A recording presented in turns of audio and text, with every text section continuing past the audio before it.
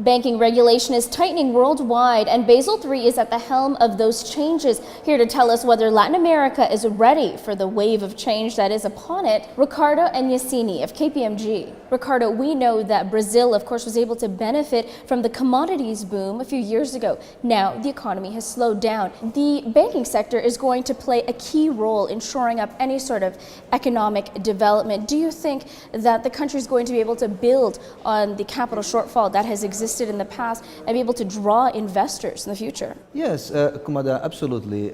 Listen, the situation in Brazil is complex. I think Brazil has under-delivered over the last couple of years. We just passed through a major momentum, which was the general elections. So we have now a new government, which happens to be the former government, re-elected. But in general, what we see is that the new government will look at what is necessary for the economy to catch up. The banking community will play a very important role in this catch up. We have several things that need to be addressed. We need to look at infrastructure finance. Sure. We need to look at credit for consumption, especially because credit for consumption was pretty much the basis for keeping momentum in previous years in Brazil.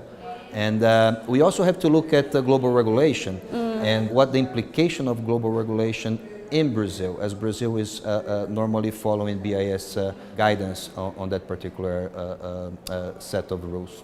So do you think Brazil is ready for these changes, as you discussed some of them that need to be made? No, I don't think Brazil is ready. I think Brazil will be ready. You know, a lot of expectation comes out of what happened in the election. But I mean, what I heard this morning, for example, when we debated here at Felaban, the Brazilian economy perspective for 2015 to 2020 was quite encouraging. We heard from the economists a number of positive things about the current structure of the Brazilian banking system and how that can play a role in the future. Over the last, let's say, 5 to 6 years, a central bank was quite keen in be very present and dictating and adapting the Brazilian rules to the global regulations, and that created some sort of protection to the Brazilian system and the Brazilian banks. We have quite a consistent level of capital, getting ready to comply with Basel III.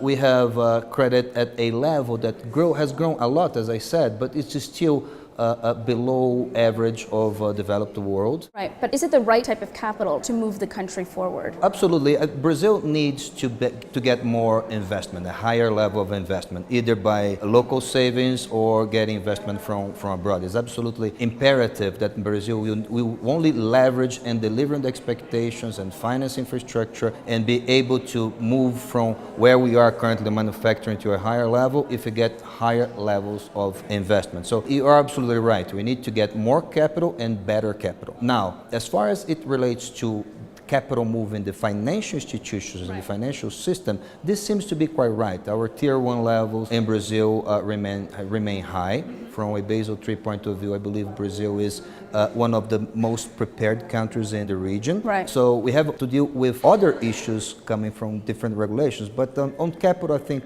either in financial institutions, financial system in general, we are quite right. Let's go from specific to general. Latin America, as you said, robust economies. Still, there are some issues that riddle these economies: anti-money laundering, anti-fraud. These are regulations that any country that wants to move forward is going to have to make sure that it is very responsive to the changes that Basel calls for, as well as the other regulatory partners.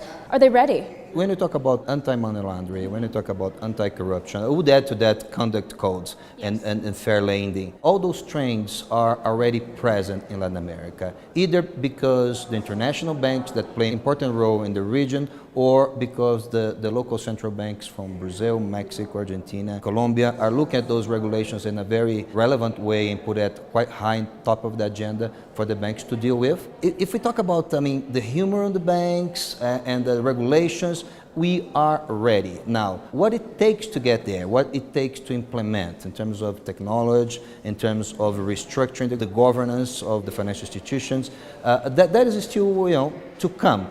And an important piece on that is also about what we just said, about the appeal to make further investments in building this infrastructure on those financial institutions to get it delivered. Now let's look at another significant economy, that's Argentina.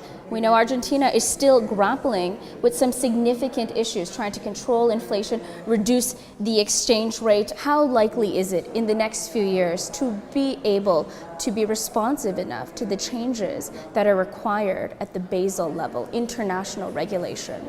Argentina has, of course, going through its issues, its problems, but it cannot be ignored. When we look at multi-years ahead, Argentina needs to find a way to solve its internal problems, its political issues, its inflation issues, and be prepared to absorb and realize the potential that the country has. And financial institutions and financial organizations are looking at Argentina. The expectation is that those issues will be solved and Argentina will deliver on expectations. Now, the big question is how long is it going to take?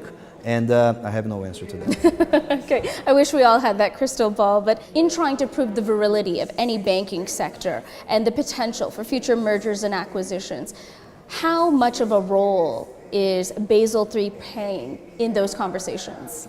The two discussions are quite connected, Basel III implementation and the consolidation of the market in the region. M&A in the region is going to be big in the upcoming years. There is no way the change on the business models, how the banks are operating, they need to control costs, they need to leverage capital to make sure that we get the proper levels under required regulations. So I see without question that under the financial service M&A is going to be big. Now, to finish on Basel III and how that's connected, I think it's absolutely necessary that you employ your capital in the best way possible to comply with the regulations. It is a lot more effective if you can combine capital, manage liquidity levels, manage regulatory capital levels when you are bigger and focused on a larger slice on the region where you operate. So I think those two things really connected as we move forward. Do you think that we are going to see a new flourishing of banking products that are offered that are more in line with what Basel III and the international standards are calling for? Yeah, I think in general the response is yes. We will see a lot of innovation in banking products. We need to deploy properly capital. We need to control costs. My response to that is yes. Now, I don't have the crystal ball here as well to tell you what those products are going to be, but a lot of innovation coming to this industry in the coming years.